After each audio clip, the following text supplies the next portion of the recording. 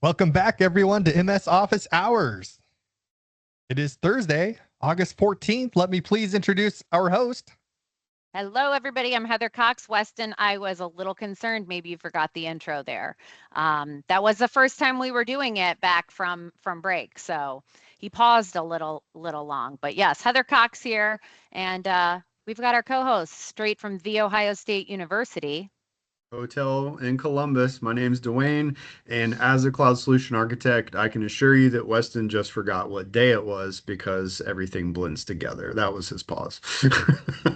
That makes sense, and I don't blame him. So we are really excited to have our friend Nick Connon with us, not Nick Cannon. We've gone over that repeatedly, MS Office Hours. He does not have 12 children, but he could name them if he did. So Nick is going to do our presentation today. And so Nick, we'll turn our mics and cameras off and the show is all yours. Awesome. Thanks everybody for having me. Today we're going to talk about bots, bad actors, and blind spots, and how we can secure our Microsoft Teams meetings. I'm sure we've all come across these situations and scenarios in Teams meetings where, maybe we've got anonymous users that we aren't aware of who they are joining a meeting, or, those pesky AI bots and things like that. And so we're going to talk through today some strategy around that, the controls you can leverage for this, and what have you there. So the first thing we're going to start off today is we're going to actually define what an anonymous user is, because it's very important to understand what types of users are going to be considered anonymous in the context of a Teams meeting. We're going to talk about what kind of restrictions that you can put on those anonymous users in Teams meetings. And then we're going to do a couple bits of best practices there for securing your Teams meetings as well. So in meetings, webinars, and town halls that you host within your organization, you may see folks that are anonymous users. And these anonymous users are users whose identities are not verified. And so when we're defining this here, right, a user that's not logged into Teams with a work or school account is considered an anonymous user to your organization's tenant. Users from non-trusted organizations. We'll talk about this a little bit. I have a screenshot here, but if you're familiar with the external access portion of the Microsoft Teams controls, where you can allow or block certain domains from being able to communicate within Teams. If you have a list of only allow these domains, then users that are not in that domain list will be considered anonymous or untrusted there. And the second part of that's also very important to call out there as well. Users from non-trusted organizations that you've configured and from organizations that you may have set up and trusted in there, but you don't trust us. And so it's very important to know and remember here that trust does go both ways, especially when we're talking about this in the context of anonymous users here. So we want to make sure that if you're defining trusted organizations for external meetings and chats, that you're working with that organization to make sure they allow you back as well. This is just that screenshot here for the external access here, and I'll just point out here really quickly, right? In this instance, allow all external domains. You could have that set in your tenant. Another tenant you're working with may have all external domains blocked. They will still show up as an anonymous or unverified user in your meeting because they don't trust you back, right? So it's important to note there, if they're not verified or logging in with a work or school account, or they're from an untrusted organization, or you may trust their organization, but they don't trust you back, those could all be considered anonymous users for purposes of a Teams meeting. So how do we identify these anonymous users in a meeting? Well, I want everyone to go ahead and click on the people bar at the top of your Teams meeting and take a scroll through that list of users and see if you see anyone with unverified next to their name. So that's one way to identify them, is that if an anonymous user joins a meeting and verifies through a one-time passcode, which we'll talk about here in a couple slides, they'll get an email verified by the next event. Molly, thanks for the thumbs up. Molly has an unverified next to her name, which means there's a bit of a trust issue we've got between our organizations there. And if you sign in with a Microsoft account, and you're trusted here, right? They'll show up in as external. So you may notice us folks on the Microsoft side should say external, and some of the other organizational folks in here should also say external. That's how you can see that they are not an anonymous user within that as well. I skipped ahead to this one, but we see a few people in the chat here that are considered anonymous here. And so it's important because depending on the type of meeting, office hours is a bit more of an open format here, right? But if we're having sensitive meetings, or think of like a public town hall school board meeting or things like that, we probably don't want to necessarily allow anonymous people in, or if we do, we want to make sure we've got some restrictions on them in place. So what can we do with, as an IT admin, how can we manage these anonymous users? That's the first thing we want to look at here. There's an organization-wide anonymous users can join a meeting setting, which we'll look at here in just a second. There's also a per organizer, anonymous users can join a meeting unverified policy setting. We also have a Teams Premium specific setup for this, which allows for anonymous users to join a meeting after verifying with a one-time passcode through their email. This has a little extra layer of security. They put an email in and it sends them a one-time passcode that they then verify, and that shows up with that email verified banner after them. In order to be able to leverage this within a Teams meeting, the organizer does need to have a Teams Premium license for that. Not everyone in the meeting joining it needs it, but the organizer does have to have that for that feature. But if you're just a meeting organizer and you're not an IT admin, you can also go through and require unverified participants to verify their info before joining. And again, we'll go through this over the next few slides and actually show what that looks like here. The first one we want to talk about is just allowing as a setting anonymous users can join a meeting or not in the organization. If you don't want to allow anonymous users to be able to join meetings at all, you can actually just turn this off completely there. And I'll show you here in a slide how we do this, but you go to the Teams Admin Center, you can go into Meetings and Meeting Settings. You'll also see Meeting Policies. Think of settings as tenant-wide, and policies can be scoped to individuals or groups for purposes of this topic. Under Meeting Join and Lobby, you'll then toggle anonymous users can join a meeting setting on or off if you want to allow anonymous users in the tenant or not allow them at all. And then you'll save that there. And this is what that setting actually looks like there in the meeting settings portion there. So if you want to outright turn these off for the organization, toggling off anonymous users can join a meeting will prevent them organization-wide regardless of what policy that they have. We also talked about it from a per organizer perspective.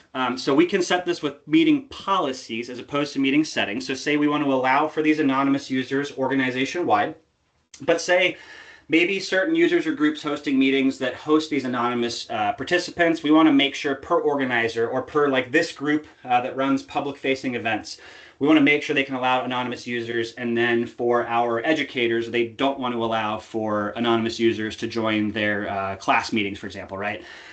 You can just disable anonymous users from joining a meeting at a policy level by going through into meeting policies, and anonymous users can join a meeting unverified. You turn it off. Anonymous users cannot verify, therefore they cannot join.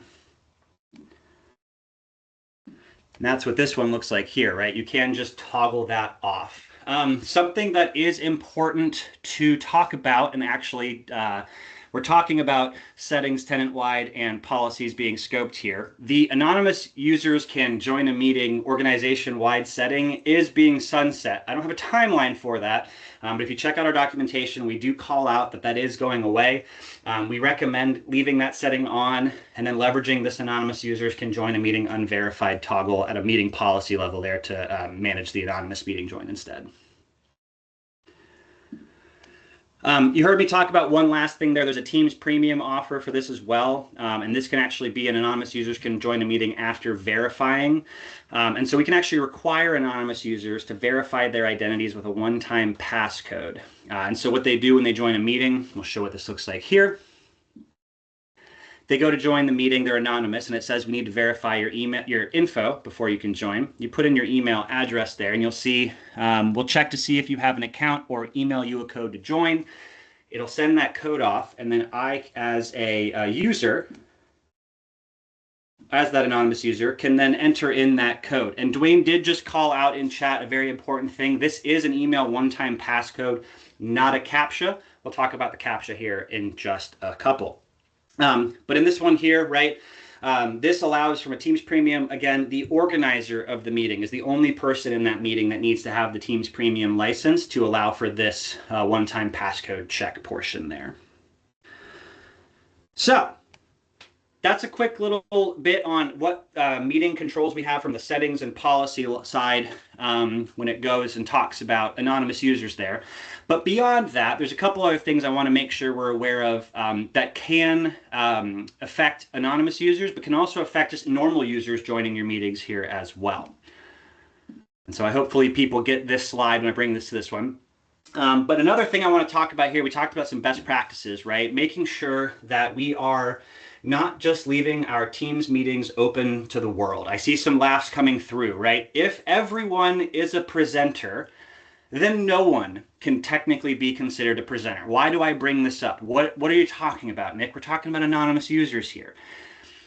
There's a control, and we'll look at it right here. If you can present in a meeting by default, and if you haven't changed, and this is important, if you haven't changed the default settings in your tenant from a meeting policy perspective here, then those who can present can also admit. And what does that mean? If you look at here on the slide here, who can admit from the lobby by default is set for organizers, co-organizers, and presenters. This goes in tandem, and I'll show you here some options here. You can change that to organizers and co-organizers, and I do recommend that because if you scroll down on that meeting policies page to the content sharing section, you may notice the default setting there is everyone can present. So if everyone can present, and organizers, co-organizers, and presenters can admit from the lobby, I'll let everyone, connect the dots here for a moment, but you could see how that could be a problem. Compound that with, we're talking about, a K through 12 high school students being crafty and, spinning up anonymous, joining in anonymously to disrupt a class meeting or things like that.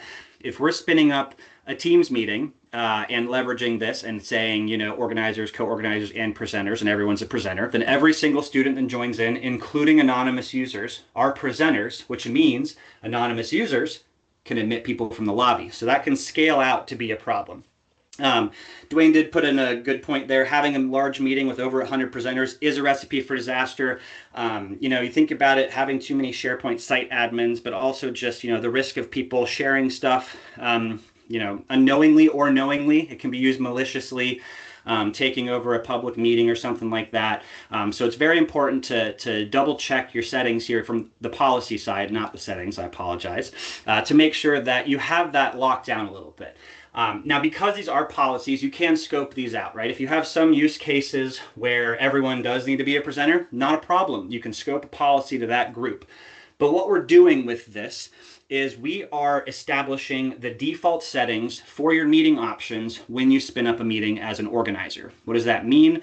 You can change this when you create a meeting by going to the meeting options. What we're doing as IT admins is putting in place a guardrail, right? The default, just like changing the default sharing link in OneDrive and SharePoint to be specific people instead of anyone with this link, right? You can go and change it, and we allow you to do that, but we want to make sure that just by default, you have a nice, secure Teams meeting environment to work with.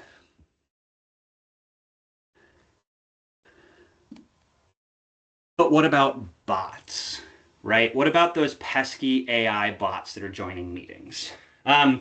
This goes a couple different ways. Some of you may go into the Teams app management portal and block a read AI from a Teams app. But ultimately, that has no bearing on whether or not that bot can join a meeting because the authentication portion of that, if your users have been able to open, OAuth consent into read AI, for example, that has to be blocked on the Entra side. However, we do have some controls on the Teams side to put in place to help with that. Have you guys seen the require a verification check to join a Teams meeting? Dwayne alluded to this a little bit earlier, but what we can do here is we can actually, if we're allowing for anonymous and unverified external users to bypass the lobby or join a meeting, right? Web bots in that instance or read AI and things like that may disrupt a meeting or a webinar. So we can do a per organizer policy to enforce a human verification check for these users. Human verification being an audio or a visual CAPTCHA there to effectively prevent those AI bots like the note taker AI, things like that, from joining those meetings. It'll help to prevent any of those unwanted web-based bots from joining, recording, causing disturbances in meetings and webinars. And users can choose between a text CAPTCHA there and an audio CAPTCHA in English. So you'll see here, this is playing audio. And we go to the next slide here. we can see that this is text here as well. To manage these verification checks, you go to the Teams Admin Center. We go back to meeting policies. Again, these are per organizer, not tenant-wide. And we either modify an existing policy or create a new one. And we go down to that meeting, join, and lobby section. And instead of saying require this for none, we can say require a verification check from anonymous users and people from untrusted organizations. Seth, that question there, if you rolled out a global policy, technically you could hit it there. But again, right, this is not a tenant setting, it is a meeting policy within there. So you can see here at the bottom of this, the section there, require a verification check from, not required.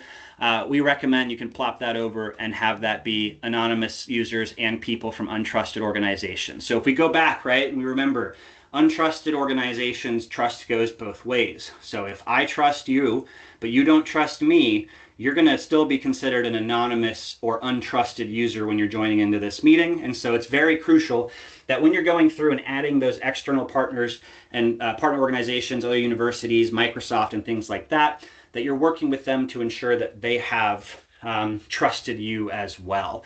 How many of you like meeting chat data after a meeting has ended, being able to go back into it? Anonymous users cannot chat in a meeting before or after it. It's only during a meeting. So if you want to have access to that chat afterwards, it's important to establish that trust relationship there. But that's what I have for y'all this week. I've seen a lot of this coming through. I've seen anonymous users disrupting board meetings, to the public. I have seen students joining into a Teams meeting, a class meeting there, and disrupting things there too. And it all boiled down to, we want to make sure that we establish that baseline secure policies, so that way going forwards we can change them as we need. Dwayne's talking about it's always fun to see where we're not trusted. It's one of my, I'll call it a pet peeve, when I have a meeting with a customer and they're unverified, because we can't communicate on Teams seamlessly. They're not going to see the meeting artifacts and things like that. So that's always something super important. If you take anything out of this, trust goes both ways. And if everyone's a presenter, no one's a presenter there. So yeah, thank you guys so much for having me this week, and we'll answer some questions in here as well.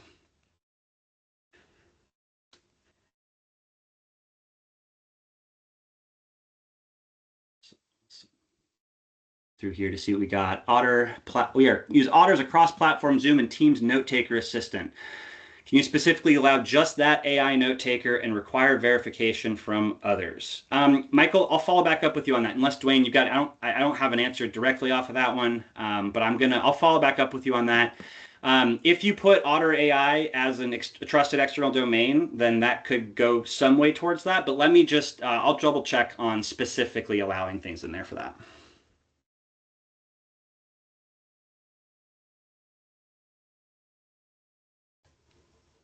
All right. Yeah, I'll poke into Anything that. else? Yeah, one of the things to think too, right? If you do or don't allow for enterprise app OAuth consent, and if your users can consent to that, then it will be able to authenticate and join as them. But yeah, I'll follow back up with you on that one too, because I want to get a little bit more clarity on that. Amazing. Nick, thank you, thank you, thank you. Dwayne, isn't it next week that we voluntold you to present? I feel like it is. So, Yeah. maybe you'll get to see him next week. I did also think you were not coming, and I told everybody that we should pretend to be mad at you because persistent chat didn't work this past week. It works. So, no, mine deleted all of last week's stuff. It's just you, Heather. Well, number one, you posted something in last year's meeting chat, not this year's. Well, no, meeting that was chat. I was responding to somebody, but this year's Yeah. was also deleted. So, And just that's side note. because somebody that joins our calls has a hyper aggressive retention policy applied to their Teams chat messages, Oh. which is deleting messages from the meeting for everybody. So not our fault. Go back and tell somebody else. We need to chat forever. Okay. All right. Well, we will see you next week. Dwayne will be back with us, and Yeah, that's it. I'm kicking you out. I'll get this on YouTube as soon as I'm able to. Hopefully, I can do that now before I have to walk away. This girl, cheer life is calling, so got to get to another meeting. But I will see you next week. And thank you, everybody. Thanks, everybody.